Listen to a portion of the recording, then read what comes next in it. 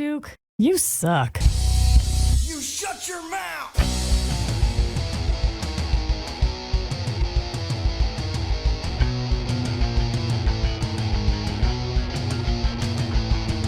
Welcome to the Duke You Suck podcast.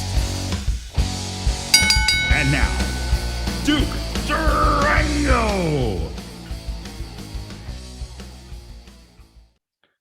Hey everybody, welcome to the Duke You Suck podcast. I've got a very special edition here. We've got what I'm calling the Super Fan Show. I'm here with Stampede Wrestling and PWA superstar Dusty Adonis and two of his largest fans. I've got Thomas Bush and David Bush. Everybody, welcome to the show. Thanks for coming on. Thank you for having us. Good to be here with the Bushwhacker brothers and you again, Duke. Hey, nice to see you again, Dusty. Nice to see you too, Dusty. Nice to see you two again. So now, Thank let you. me ask this question. So Thomas and David, I kind of don't, I took a break from Stampede and came back in the sort of the mid 2000s, maybe around 2002 to 2004 era. I kind of don't remember a time when you guys weren't there. When did you start coming to Stampede Wrestling? And was Dusty at Stampede Wrestling when you started coming, or did he come later? No, he came later. We started coming back when you guys were at the Ogden Legion. Yes. Okay. Just before the Karachi Vice fight. It was like Randy at the time, and then the vice president there. There was another person. Oh, but we would have had Pete would have been there. Pete, Yeah. Juggernaut, Oh, there you go. Apocalypse. Apocalypse, the Army of Darkness that you were at, dude. Yeah. Oscar Wilde. Oh, he was reffing then. Do you remember Oscar Wilde, Dusty? Were you there when I he was do. He was the referee and he was always taller than the wrestlers. there? Yeah, it used to make me laugh. We had a couple. Same with what was the Belgian ref there? What the heck was his name? Rene Richards. Yeah, Yeah. he's the one that they had a storyline that he was drinking on the job or something. What's that, Thomas? Thomas, can you move closer to your mic, please, buddy? Rene Richards, they had a storyline with him that he was drinking on the job when he was the referee. That probably wasn't a storyline. He probably really did that. Do you guys want me to tell you? And I told Dusty this not too long ago. I'll tell you how I got into watching wrestling. Well, how'd you get into watching wrestling? How'd you start? Well, okay, I came here when I was 5. The first thing my parents turned on was wrestling. On TV was Stampede Wrestling back in 1981. Stampede Wrestling from the Pavilion. Thomas, how old are you, if you don't mind me asking? I was 5.5 when. Well, how old are you now, though? 45. Oh, geez, man, you look good for 45. I didn't think you were that old. Thank you. I'm not happy with you right now. You look way better than me. For what, like you always say, for what I put into this body, I don't know.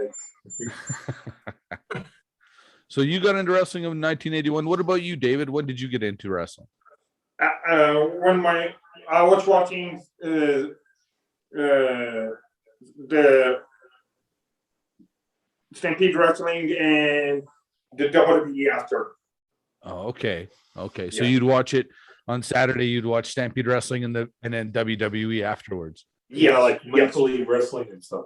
Yeah. So you probably, I remember that time when we used to actually turn it off because we thought WWF was too cartoony. Oh, Yeah, we didn't think it was real enough. Speaking of Stampede Wrestling, I want to give a shout out to the boys at See You Dead. This was not free apparel, but they're making a hell of a t-shirt over there. If you give them a follow, give them, if you want some really cool retro local Calgary merchandise, follow See You Dead. They've got some really cool t-shirts from the old Calgary 88s basketball, the Rads rollerblade roller hockey team. They've got some cool apparel going on. nice.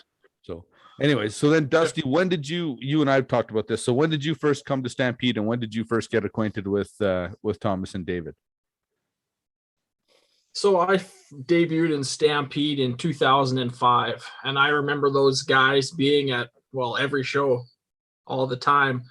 And I got a little story there. I first started kind of breaking in. I was in a rivalry with Michael Avery, Okay. and actually we became a team. We were called the A Team. I remember And then we broke up, had 5 matches against each other. Yes. And then I won the first 4 by cheat, of course. And then he won the 5th one finally. And then after the match, I grabbed the mic and I said, I don't want to fight you anymore. I want to be your partner again. So we ended up being partners again. But when we initially broke up, we had a match the next week where we had to choose a partner of our choosing. So Michael Avery, he came out, and I can't remember exactly who he chose, maybe BVD. And then when I was about to announce my partner, I said, and there he is in the crowd, that man, that big, large tugboat fat ass of a man. Oh. It was Thomas. It's the ring, you big hippo. And so then he started walking towards the ring, and he got to the guardrail, and I said, go sit down, you hippo. I don't want you. And you've been friends ever since. Oh, best buds. You know, that's the one thing I always appreciated about David and Thomas. Like, at first, I wasn't sure quite how to take you guys, right? Because I didn't know you. But then I realized, like, they always just want to come talk after the show. They, you know, give them a little bit of your time, but they will always still boo you when the match starts. Yes. Yeah. It's funny because when I was the bad guy, they said, do you want us to boo you tonight, Dusty, or do you want us to cheer for you tonight? And I'm like, well, I'm the bad guy. You got to boo me. So they always knew their role, and that's what I respected. There's nothing I hated worse than like fans cheering for the bad guy or booing the good guy. Yeah. One time, I'll tell you guys a story. One time, me, my brother, and one of my friends, 2 of my friends, came to the Ogden Legion. We were late, and Duke is stretching the back there, getting ready for his match. And it's about time you guys get here because I had car trouble. And we told him, well, my car broke down. And he just shook his head and went back into the locker room. I didn't offer to help. The Karachi fights. What's that, David? You guys were wrestling the Karachi fights then. I was fighting the Karachi Vice that night. Yeah. And Did I win? I think you guys won. How do you guys remember this stuff? Well, they We have a just photograph. watch a lot of old wrestling stuff and just go back. Right. Did you guys used to buy the videos that they would sell at the shows and stuff? Would you guys buy those? Yes. Yeah. Oh man, I should be buying those off you guys now. Like I think talk, and I don't say a lot of stuff to like a lot of people like, but you two are the most genuine 2 out of a lot of the wrestlers that me, my brother, and I know. Like, you guys take the time to talk to fans after the shows, and I think that's what brings the fans back too. Oh, thanks, Thomas. Yes. Thank I certainly appreciate that. I think it's important, but I try to talk to a lot of because they're paying their hard-earned money to come watch us. But when you get to know them, you get to realize they're real special people like you two. And I always found it an honor to get to perform in front of you guys. And I just hopefully that you've always been enjoyed or every time you got to watch me perform. Yes, I did. Both of you guys knew really how to get the crowd involved in that, and that's great. Like there's some wrestlers that I don't think maybe they don't know how to get the crowd involved in, but you guys really knew your guys' roles, and I think that's great. Well, the thing is, without fans like you guys coming to every single show, I mean, I can't remember the last time I wrestled a show in Calgary and you guys weren't there. So, thank you guys for always being there and always giving us a crowd to wrestle in front of and, reacting the appropriate way. Like Dusty was saying, not hijacking the show and cheering for the bad guys and booing the good guys. There's, coming down to the show and having a good time with us. You know, it's as much fun for us as it is for you guys. Yes, it is. Yeah. So David, what do you think is your favorite part about wrestling? What's your favorite part? When you wrestle and when Dusty wrestled. Yeah. But what's your, do you like the high flying wrestling? Do you like the punches in the face? What do you like? Some high flying, some punches to the face sometimes. Yeah. Yeah. Yeah. You don't have a favorite thing. You just like it all. Yes. Yeah. How about when I dance? That wasn't bad. Yeah.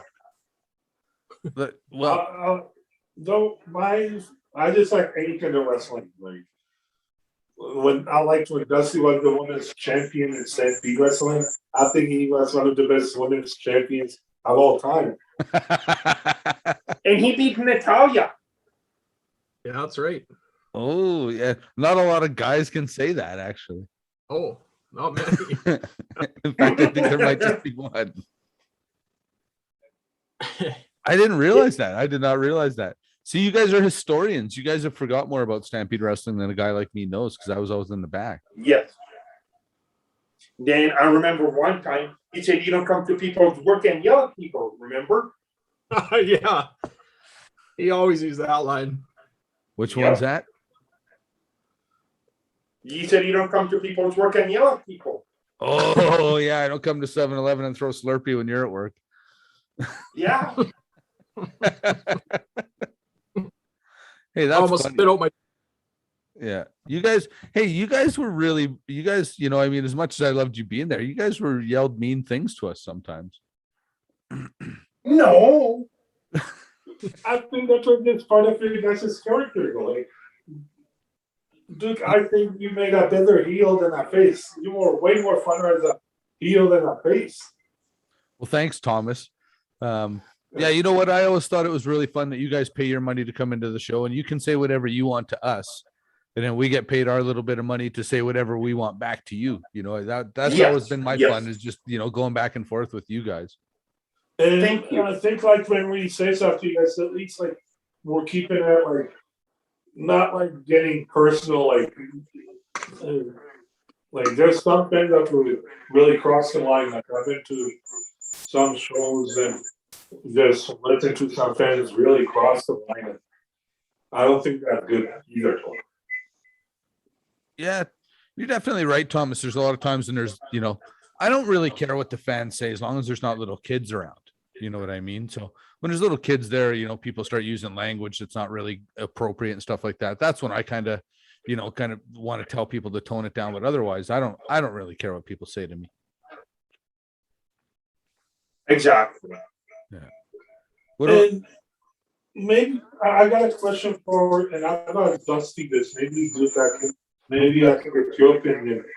Why is it for guys from like up here up north to go to the WWE or the or AEW? Because like the guys like MRB, Mo Jabbar, they're good, talented guys. The WWE should be looking at them. Well, for one thing, I think it has a lot to do with being from Canada. You need to have a green card to wrestle in the States. So that's one thing. Jordy, what else do you have to say about that? I mean, I think that's probably one of the biggest things, to be honest with you, is the WWE doesn't only look at wrestling ability. If they were only looking at wrestling ability, to be quite honest with you, there's a few people on that roster that might not actually be there. But what they're looking for is a fan following. You know, can you draw a big fan following on your social media? How many followers? You know, it's changed from when I was breaking in, when you sent a tape in if they thought you had a decent look, if they thought you could wrestle, you might have a chance. Now it's like, okay, everybody has a good look, everybody can wrestle, everybody's in shape. How much of a following do you have? You know, how many people follow you on Twitter? How many people follow you on Instagram? And I think that's where it gets hard from Western Canada. Because a guy like Mo Jabari, he can kind of wrestle across Canada, but it's very hard to get booked because a promoter, you either have to fly yourself somewhere and lose money to wrestle, or the promoter has to bank on you drawing more than a plane ticket and what he's got to pay you to get you out to, say, Toronto or Montreal. So it's really hard for those guys to build the following they need to go to the next level.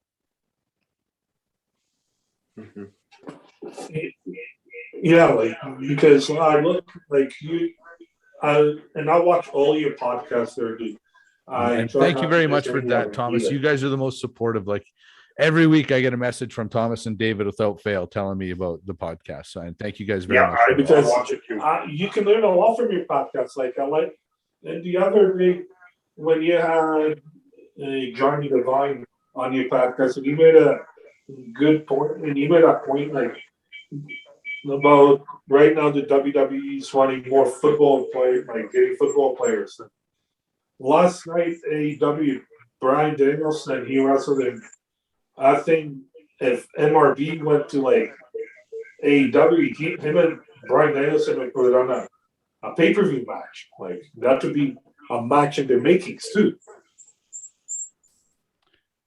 I would agree with you 100%. I mean, I think in a lot of ways, the only thing kind of holding them back, is to Dusty's point, is the fact that they have to get visas and green cards. They've got a huge talent pool already that they don't have to spend extra money to bring in. So that, that makes it harder when you have to pay for a lawyer, hire lawyers and get paperwork done, or you can just hire the guy that is also very good and just lives down the street, Yeah. Yes. Dusty, were you and Duke ever a tag team in your wrestling paths? Me and who? You and Duke. Did you guys ever team up? No, we wrestled each other so many times in tag fencing.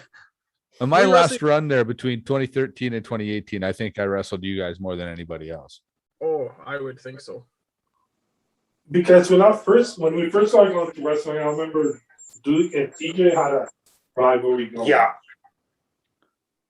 Right. Then the Stampede Bulldogs.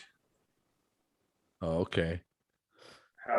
Yeah, because that would have been myself and Apocalypse against the Stampede Bulldogs, right? Yeah. Yes.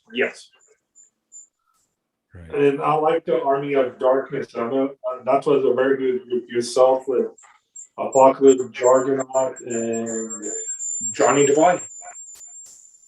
Yeah. Was it Johnny Devine? Geez, that's a. Yes. So we were just taking all the talent on the roster and putting it on one team. Sounds about right. Like the NWO, Jordan? Yeah. Oh, because TJ and Harry were still around then. So there's no fear of that. Oscar was in their group. Goodness. And who, David? Sorry? Oscar Wilde. Oscar Wilde was in our group. Yes, I remember that. We had a referee in our back pocket. That's slippery. And then I remember going to one show. It was up in Bonus,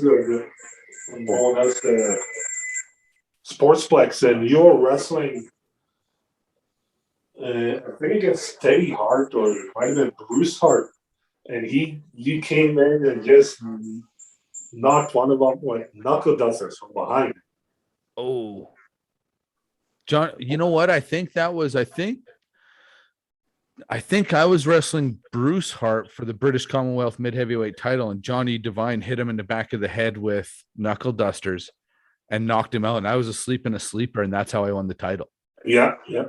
I was sleeping in a sleeper, and Bruce Hart got knocked out by knuckle dusters and fell down, and I fell on top of him in 1, 2, 3. Wow. Yeah. So I woke up with the title on me. Then who did you lose the title to after? He didn't lose it. He handed it over one night before the show.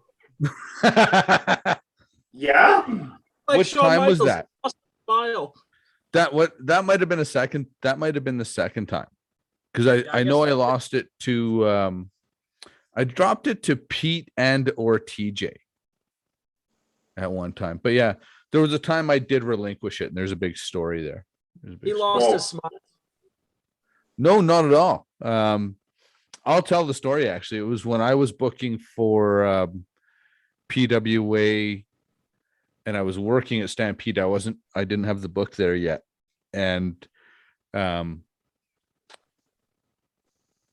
went to Las Vegas, and PWA and Stampede were running shows on the same night. There was going to be there was going to be a problem with competing talent working for both promotions. And it was no secret which promotion paid better. So it was no secret which payday the boys were going to want to take, which show the boys were going to want to do. So when I wasn't in the locker room, all the talent got threatened with kind of some sort of repercussion if they went and did the show that was going to pay better, kind of no matter what. And I, quite frankly, I thought it was a real chicken shit move, because it definitely wouldn't have happened if I was in the locker room. You know what I mean? So that was one of those, like, I really was offended that they took, did I handle it properly? Maybe not, but I was really, really offended that there was a lot of young guys in that locker room that just wanted a payday, that kind of got bullied. And I thought that was absolute bullshit. So I just didn't want to work there anymore. Yeah, totally. Well, it made sense. I understand. And I have a story about Dusty. One time, St. Pete Wrestling, Dusty was signing autographs during the intermission, and I happened to walk up and get my wife back. I'm like, "You gotta do some push-ups or exercise." He looks at me and says, "Look who's talking there, Tugboat."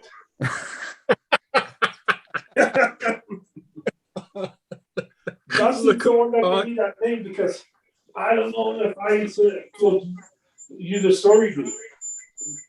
I happened to get a job at this one place here in Calgary where Dusty was working, and I didn't even know. Like, I forgot about that. I would work a night shift, and he'd be coming in the morning, and I'd always be asking him, "Can you put me in a storyline?" Anything. He's like, that's how that incident came up, with the storyline. Every time I saw Dusty, I always ask him in the morning, then he, "Wow, you look happy for just working the whole night shift." And I'm like, "I'm happy because I get to see you." I forgot. Thomas, I want you to move in a little closer to your computer. I'm getting some sort of feedback from you. I forgot about that. Yeah, when I lived in Calgary, I had a job working at this warehouse. And one day, they always give the tours of the new people they hired. And I remember coming around the corner, and there was Thomas. And I thought, oh my God, don't tell me he's going to be working here too. And sure enough, he was. That is dynamite. Oh my God. Actually, I got another story about Thomas. Right before the pandemic happened, so I think it was about 2019, December. Yeah. I was going to Banff to meet my brother. So I drove from Eston to Calgary, and my brother lives in Regina. So he was flying from Regina to Calgary, and then I would pick him up, and then I would drive him to Banff, and we were just going to have a brother's weekend. So I got there a little bit early, and his flight wasn't going to be for a few hours. So I thought, well, I'll go hit the gym at Cardell Place and get a workout in. So I went and pumped some iron. I'm like, well, I still got some time. Maybe I'll go soak in the hot tub. So I get in the hot tub, and there's a kind of a bigger fellow there, no glasses, bald head, shaved, and didn't have his glasses on, had a huge belly. It looked like he had 10-pin bowling balls in there. I sat down and I was minding my own business, just kind of relaxing after a hard workout and a stressful drive to Calgary. And all of a sudden, this guy says from across the hot tub, "Are you Dusty Adonis?" I said, "Yeah." "Oh my God, are you Tugboat?" Yeah. And sure enough, it was. Normally he wears the Canadian tuxedo. He's got the jean jacket, jean pants, the Polish hat, and the glasses. Yeah, well, man, impossible to miss. I never seen him in his European Speedo, with no glasses in it before, so I completely didn't realize who it was. So here we are, just him and I sitting in the hot tub at Cardell Place in Calgary, shooting the shit, talking about all the. It was a good time. Remember that, Tugboat? Oh yeah.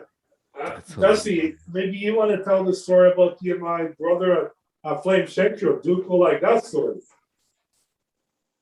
Oh, yeah, I can tell that story. Yeah, go I for don't it. want to be on Dark Side of the Ring for this someday, but sorry to throw under the bus there, Dusty. I threw under the bus there. Sorry, buddy. So anyways, we used to always when I lived in Calgary, all my Eston friends, when they would come on weekends, once a month or once every couple months. And we would go to Flame Central. That was like our bar to watch the Flames games. So we would always plan going there. And then the Eston guys that lived in Calgary, we'd all get together. There might be 15 of us, guys who grew up together in high school and get together on a weekend, go to Flame Central and watch the Flames game. So this one Saturday night, we had an extra big crowd that night. I don't know if there's 15, 20 of us, but we kind of really got everybody we could to come up and hang out. We got down there like 1 PM. The game don't start till 6, so we're pretty destroyed. Really having a great time ourselves. And so the game started or whatever, and then the first period ended. And then at Flame Central, they always have entertainment between the periods. And well, this night happened to be the MC asked if they could get couples on the stage. And David and Tugboat were there. I want to say, I remember seeing them there and said, "Hey guys, how's it going?" And they're like, "Hey Dusty, nice to see you." And I'm like, "Yeah, it's good to see you guys too." And they stayed on their own side, and we were a few tables away and let me have a good time with my friends. And then so the announcer gets up there. He's like, "Yeah, we're looking for some couples to competition we have here." And so they get 2 couples up on the stage, nice husband and wife and a boyfriend and girlfriend. Then they can't get another couple on the stage. And so they're like, nobody. And David's like, I'll go up. And the MC's like, don't have a girlfriend with you. "Yeah, I do. And he's like, "Okay, come up stage." Finally, like nobody else was going. And David's like, let me go. And he's like, "Okay, I don't see a girlfriend with you." So David goes up and then he points to me. And I'm like, "What? Me?" And he's like, "Yeah, get him up there with me." And the MC's like, but anyway, He must have just thought David was picking some rando out of the crowd. I think so, because the whole Flame Central was into this, and everybody was like, "Get up there!" The whole crowd there, and all my friends are like, they're right into this. They know exactly. The whole crowd's like, "Get up there." So me and David walk up on stage, and there's this couple, and me and Bushwhacker David standing there, and the guy's like, "Okay, here's the rules." And then he blows up 3 giant balloons. Oh shoot. This is a competition to see who can pop these. Each team, there'll be 3 balloons for each team. Whoever can pop these 3 balloons fastest wins. And I'm like looking at him, okay, well, we can do this, David. We're. And then he said, "But you have to do it in sexual positions." Oh no. So I think one was doggy style, one was, reverse cowboy, and I can't remember the other one. Oh my goodness. I don't remember either. So then there goes David, bends over, and then holds the balloon behind his butt, and I run across the room and give him like a big doggy style thump, and we don't pop the balloon. Oh no. And the female and the couples are popping the balloons just one pump, but me and David can't pop the balloon. So here I'm up there just pumping this balloon. It won't pop. Finally, we pop that one. Then he lays down, puts the balloon on his crotch. Then I hop on top of him, trying to pop this balloon. Balloon ain't popping. So here I am, just a rocking. And this is a horrifying story. Oh, in front of all my friends from Eston. Like, you wish when something happens, you don't know anyone in the room. Well, I'm surrounded by all these people I know.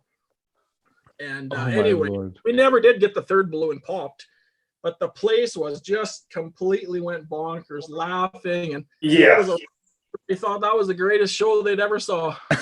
That's why, like I said, that's why, like I said, you 2 are probably one of the 2 best, 2 favorite wrestlers of mine of all time. Yes. You guys really take the time to talk to us and from a Fed's point of view, I think that's great doing. And even now, like giving feedback back, if I ask you guys a question, you can take the time to write back. And I know some of the times the way I write things, that's why I do cast not a lot of hair because the way I write things down, he's trying to figure out my writing or something. Oh gosh, Thomas. No, man, I suffer from male pattern baldness. That's why I don't have a lot of hair. You know what, Thomas? I don't want to sue anybody here, but this is the truth. My oldest brother, you've seen him on the podcast, right? The university professor. He's one of the smartest men I know, but he's also one of the worst spellers I've ever met in my life. Right? So there's a guy super smart, university professor, terrible speller. So never worry about how your writing comes across or how your, what your spelling looks like. I don't care, man. Just send me the message. I don't care about that stuff. This isn't school. Spelling doesn't count, buddy. And you guys just opinion mothers. That's why when I asked you guys about a certain show some wrestling promotion. Do you guys know all about these wrestling promotions? That's why when you asked me that for your advice, like if we should go or not, or not like right. I'm gonna tell a story. This is a good one. My wife and I were at I don't know. I think it was a SmackDown taping. And we're down in the lower part of the Saddle Dome, what's called the President section. I don't know if you've ever been down there, Dusty. Like there's the main concourse, and then you go down, and then there's that one area where it's like an 8-foot ceiling, like a normal ceiling, maybe a 10-foot wide hallway, very, very small, tight corridor down there. And I'm walking, holding my wife's hand, and we come around the corner. I can see a popcorn stand up ahead, and there's maybe 20 people in the line at the popcorn stand. And all of a sudden, I hear two people start screaming at the top of their lungs, "Wacko, wacko, wacko." So I look up, and sure enough, David and Thomas are in this line going crazy. The people in the line, they're looking at me like, who on earth is this person that these guys are screaming at? And my wife throws my hand down, and she's a memory. Oh no! Oh yeah, I had to go find her. I'm like, where did you go? What happened? She's like, that scared me so bad. She just took off. I'm so sorry about that, dude. I'm sorry. Don't apologize, boys. It was hilarious. And then we stood there and had to talk for a few minutes, and I went about my day. But man, the people in that lineup must have just been like, what in the hell is going on? Yeah, like. And I'll tell you guys a story. Duke, you were already retired, but the PWA show, they came to wrestle at the start of them after the hit me. Oh, yeah. And Mephisto, he wanted people to in the ring, in the Conquer, they had a ring in. I called Mephisto a donkey, and he wanted to kill me. I took a picture with the wrestlers at the Saddledome, and Mephisto wanted to beat me up. They still wanted to beat you up? Mephisto did. Well, he's not a very nice guy, that Mephisto. No, he's kind of a meat. Yeah. Definite meathead. I know. Yeah, Mephisto, he's got sort of three modes, right? He's fighting, eating, or sleeping. He's never read a book in his life. He's not the smartest guy. No. Duke, what was your favorite match of all time, either PWA or Stampede Wrestling? My favorite matchup of all time? Yeah, like it could be a tag team or a singles match. Oh boy, that's a tough question. Dusty, get ready because it's probably coming to you next. My favorite match of all time would have been my debut in Calgary. I don't know if you guys would have been around to see that, but it was when I wrestled Pistol Pollock at the Stampede Pavilion in front of Ed Whalen and Stu Hart and Torquemada. That was probably my favorite match because it was our debut. The building was sold out. I would have to say that was probably my favorite. Dusty, what was your favorite match? I'm just pouring a beer right now. What are you guys drinking tonight? I'm drinking Roman Coke. Tugboat? Beer and Coke. Okay, and you, David? Rum and Coke. Oh, nice. I'm drinking a lemon lime electrolyte water, actually. I thought you were on holidays. I am, man, but I still got to go back to work Monday. Oh. Yeah, but It's only the weekend now. Yeah. Well, the weekend starts tomorrow. The weekend starts when this is over. Actually, I'll probably have a glass of wine with my wife. Oh, Yeah. sounds amazing. And You so know what? We can I also say have to hello take a your minute, lovely boys. wife, Hey, Luke? Thomas and David, we got to take a quick minute here and congratulate. And I apologize for not doing it off the very top of the show. We need to congratulate our brother, a new father. Hollywood Dusty Adonis is now the proud father of a beautiful baby girl, sir. Congratulations. Congratulations, Godspeed. Congratulations, Godspeed. Thank you. So maybe I'll pull the curtain back a little bit. We were supposed to do this last week, and the day before we were supposed to do it, my girlfriend's water broke, so I had to. Well, I might as well just tell the whole story. Yeah, man. Let's hear this. This is Yeah. I got home from work. So I got home from work. Like, she's not due till October 10th.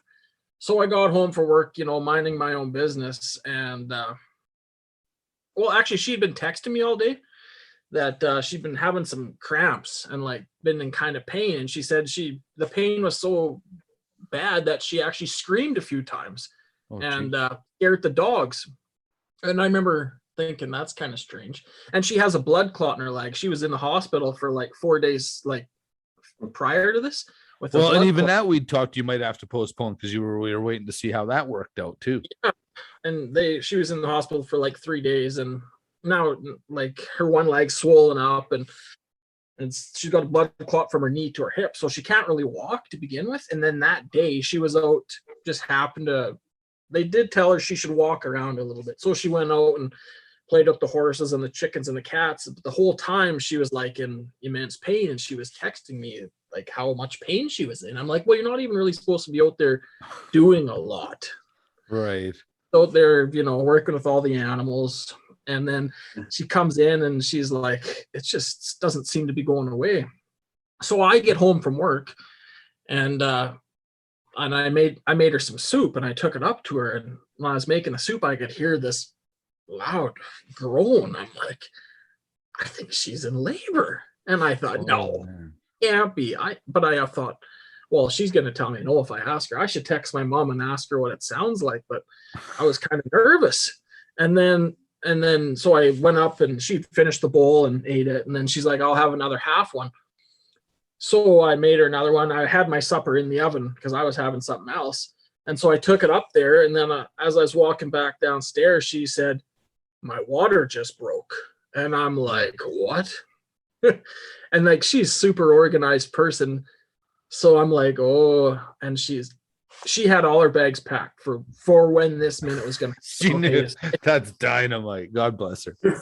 So I said, well, what do I need to do? She said, get the bags in the vehicle. So I got everything in the vehicle, and she just kind of took her time and did what she had to do. And she took a test, and she had a little test kit to see if it actually is your water break, and it was positive. I didn't even know they made such a thing. Yeah. Well, we were at the hospital the day earlier for what we thought was the same thing, and they said no. So they said, take this kit home, and if it turns blue, and it turns blue, and it is. And then the next day it was. So okay. So anyways, so yeah. And so I got everything loaded up, got her in the vehicle. And the whole time during this pregnancy, she said to me, make sure the month before I'm due, your vehicle is always full of gas, because it's a 2-hour drive, right? From my house to the hospital. Oh, shoot. Well, I get vehicle, and my vehicle, I get her in, and I said, I'm on empty. Oh, no, you're kidding me, man. So I drive. So we get on the highway, and it's harvest time around this time of the year, right? Right. So there's a grain cart in the middle of the road. And I don't know if you've ever seen a grain cart, but they take up the entire highway. And there was another truck behind it, so in front of me. And so I'm driving, and they're doing like 30, right? Going down the highway. And I'm thinking this truck behind it is the pilot truck, just saying slow down. So I try and pass it on the wrong side of the road into the ditch. So I'm going into the ditch. Now we're only doing 30. Geez. And then this truck right here all of a sudden gets a big boner and tries to cut me off, angle me even further into the ditch. And then as I see it, I'm like, oh, those are just two big riggers, had Alberta plates and all those, there's this kind of this huge monster truck. I realized they're just two riggers because there's a lot. So they're just. So Two anyways, hits. I couldn't get ahead of them, and all of a sudden the grain cart turned and they took off. And then, like 10 minutes away is this gas station where I was able to fill my vehicle up, and then it was fast. How as I rattled could. was your girl when you had to stop for gas? She was pissed. She said, I asked you one thing and you fucking failed me. And she's right. And so we went to Saskatoon and I drove, I went over the speed limit. And the whole time I was like, please don't get pulled over. Please don't. That's the busiest road going from Calgary to Saskatoon. And finally, and the labor got more intense. So we left at 7, got there by 9. And then by 10 o'clock, the baby came out. Nice. Sorry, say that again, man. So yeah, we left at 7, got to Saskatoon at 9, and at 10 o'clock, the baby came out. So there was not much time for error there. No kidding. That is insane. So then I texted 3 Duke. hours from basically, what are we talking? 3.5 hours from water breaking to baby? Yeah. Yes. Mhm. That's the problem, like being in small town Saskatchewan, having a baby, you got to go to the city for that. So there is a drive, and we weren't expecting it, but everything turned out well, even though she was a month early. Her name is Journey Bell Meyer, so we're really happy with her, and she's healthy, and my girlfriend's doing really well, so that's all good news. But I texted Jordy and I said, Jordy, I've never missed a booking in my life, and I don't want to miss this booking tomorrow, but I just had a baby. And that's Makes me laugh. understandable. Yeah, that's understandable too. Yeah. Hey, where did Thomas go? Tell Thomas to turn his camera back on or come sit by you. Can you? Yeah, no, that was one of the funnier messages I've received. Like, yeah, man, I might have to miss the booking tonight. I had a baby. Like, yeah, no, man, I insist you miss the booking tonight. Can you see me now? No, Oh, this podcast just got way better, Duke. We finally got rid of those two. yeah, okay, now we can talk about them. Yeah, it's only No, taken- I'm here. Come Oh. on here. David's back. Come sit by David, Thomas. Okay. Yeah. Guys, cuddle up close on the couch. Go holding hands, you two. Yeah, no holding hands. There we go. Can you see us again? Look at this shirt, you two. Yeah, That sit kinda back remind- farther, Thomas.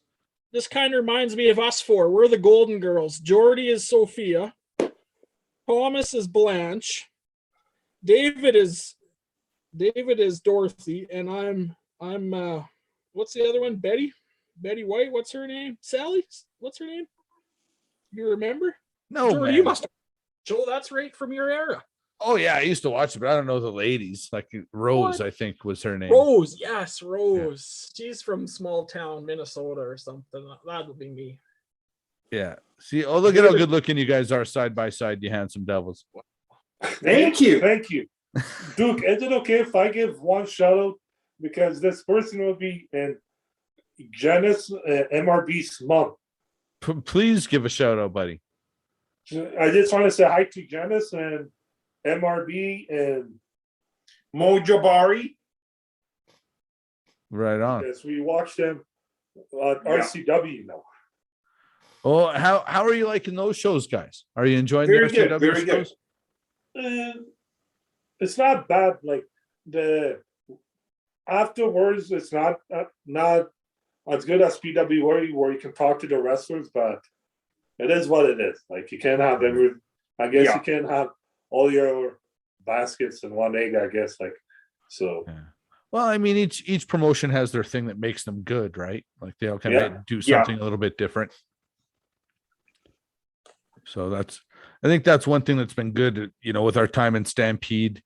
And I remember being told actually as a heel not to sign autographs, not really to talk to the fans.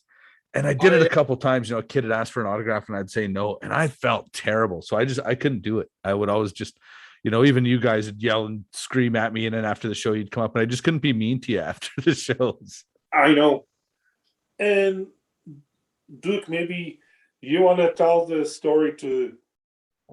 I don't know if Dusty heard this when you bring some of like to the show, sometimes your lovely wife would come with you, and sometimes it would be when you'd come out to the ring, we would go sit with her to ask her what she thought of the match when you were wrestling. And she's like, I don't like when he like yells up to people. She likes it. She thinks it's funny.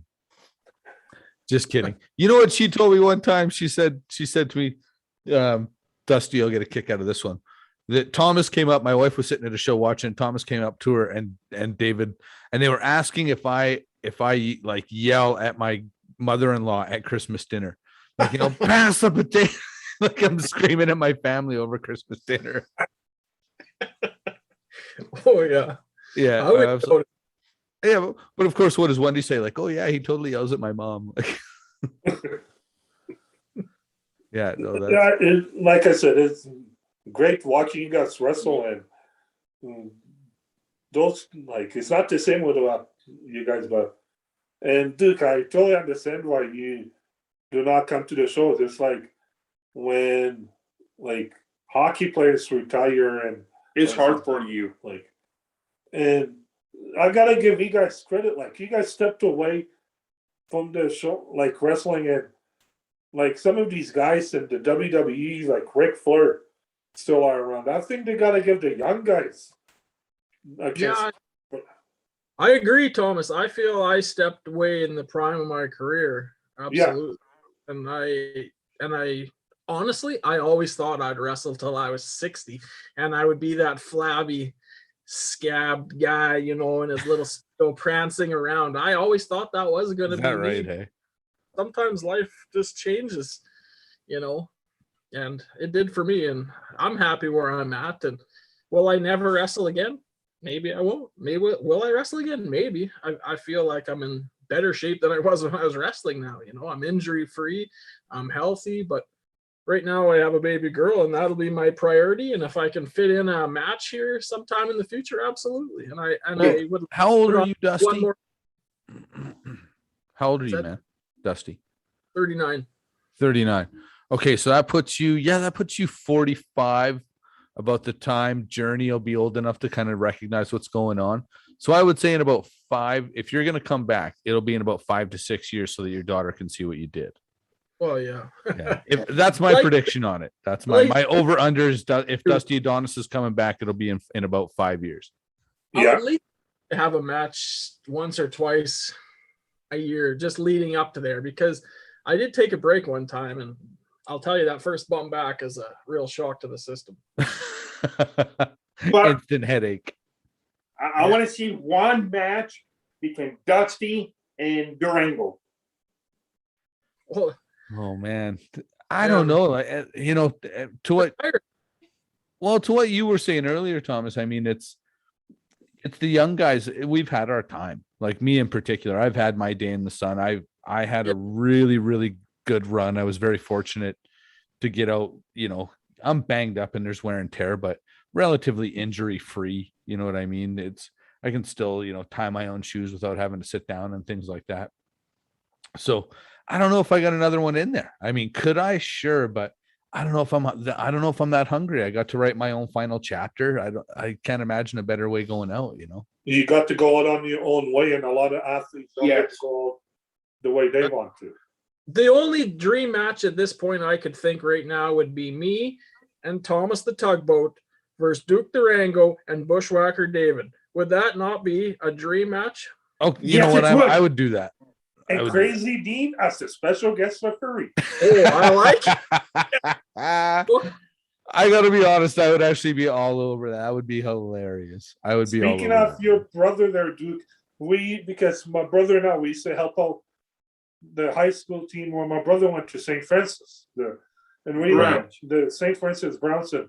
Your brother was coaching, I think, the Western Canada or something. One of the high schools. Boy, good memory, Thomas. It was Western Canada. That was a long time ago. We used to, the home team always had to pick their guys to do their lines for first down and everything. And in the second half, whatever would go on the visitor side to do the lines.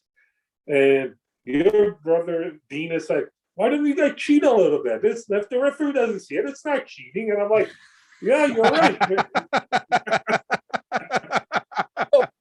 Good. Oh, I remember him telling me he saw you guys. I do not remember him telling me that he told you should cheat. He left that part out of the story. That's all. Did any of you guys play any other sports? Dusty, go ahead. I played hockey all the way up till bantam, I think. And I did amateur wrestling a little bit, but hockey and amateur wrestling was always the same season. So I would just only go to wrestling practices pretty much and then play hockey on the weekends. Looking back, I think if I could do it over again, I might have switched it up. But, a lot of my friends played hockey and I just did wrestling because someday I knew I wanted to be a wrestler. So I thought, well, maybe this will help. And it was different. Don't get me wrong, but I think it did help a lot, and I enjoyed it. And I did go in a few tournaments, but I just didn't. I did okay in some. I think I got a second, and the guy got first ended up being national champion. So maybe that's not a bad thing. I always thought I probably had a lot more potential being an amateur wrestler than I did a hockey player because I never made it far in hockey. But yeah, that's the only sport that I think I did some track and field and stuff, and Right. I don't remember playing any other sports, honestly. Baseball when I was a kid. Yeah, I played a little soccer, a little baseball, a little football, but once I hit high school, wrestling was it. Like it was wrestling all day, all the time. So what about you guys? You played? Sorry, go ahead, Thomas. You get into wrestling, and I think you told the story on your podcast, but what made you get into wrestling there, Duke? Pro wrestling or amateur wrestling or both? Both.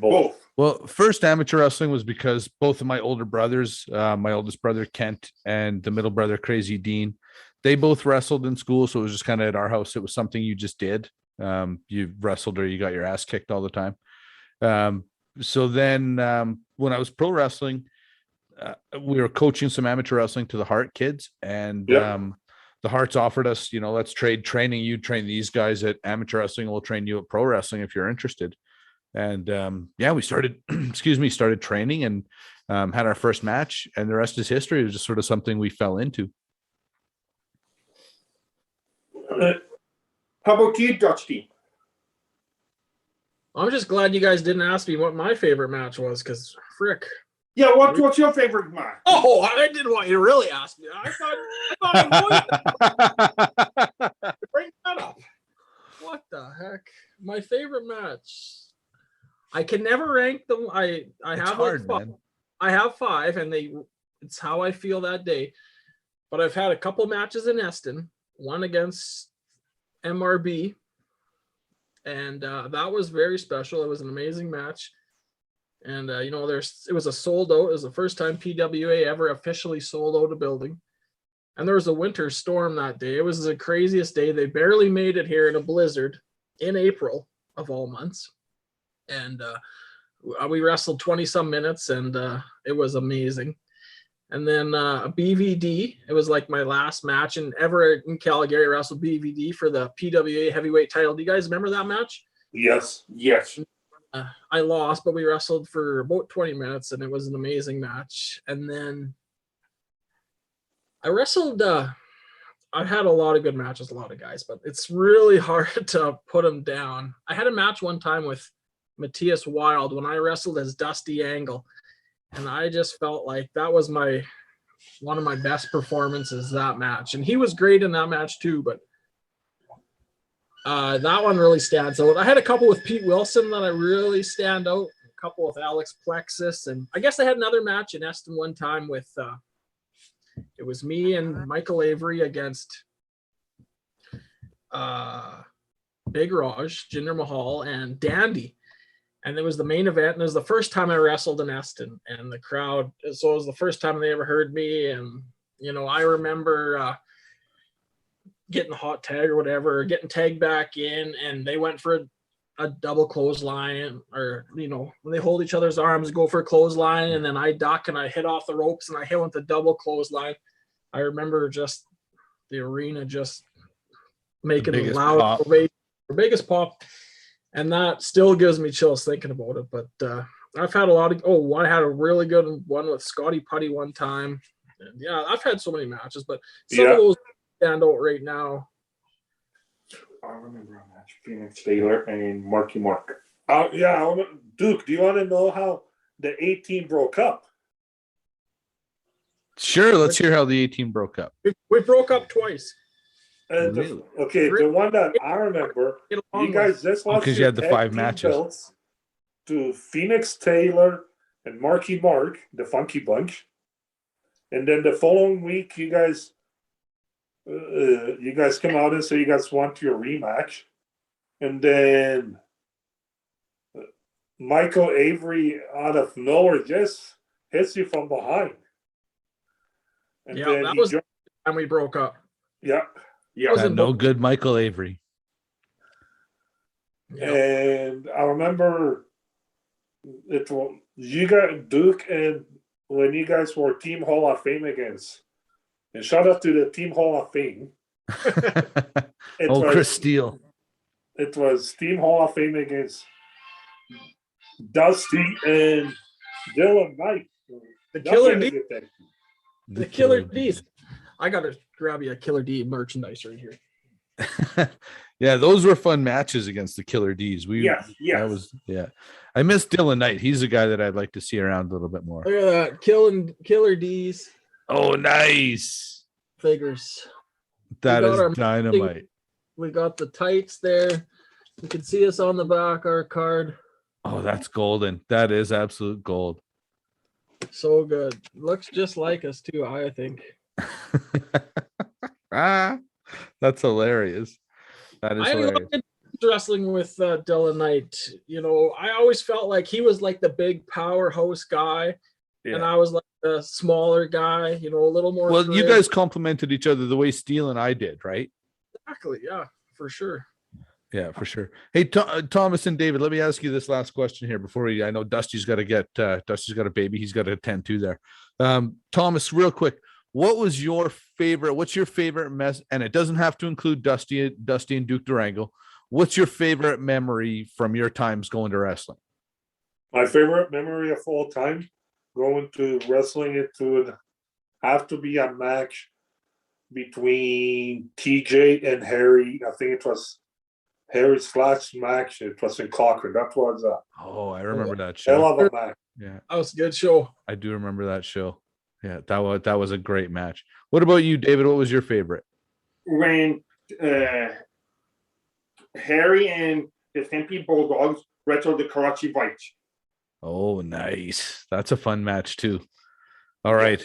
On that note, you guys, I'm going to let you get out of here. Like I say, Dusty, man, I'm so proud you're a dad. I just can't believe all these young guys that came up with their dads now. It's so dynamite. That's crazy, eh? Yeah. Congratulations to you and your girl, man. Thank you. David and Thomas, thank you so much for being on the program, guys. You're welcome. Thank you very much. Thank you. Most importantly, you guys, thank you so much for all of your support over the last 20 years that you guys have been supporting every wrestling promotion that runs in this city. You guys are first and foremost great people. And if all wrestling fans were like you, no promotion would ever run in an empty building. Thank you guys so much for all of your support. You're welcome. Thank you to both of you guys. Thank you both of you. All right. Thanks, Dusty, thanks again. We'll talk to you guys soon. Bye, everybody. Thank you, Dusty. Bye-bye. You suck. Duke, you suck. You shut your mouth!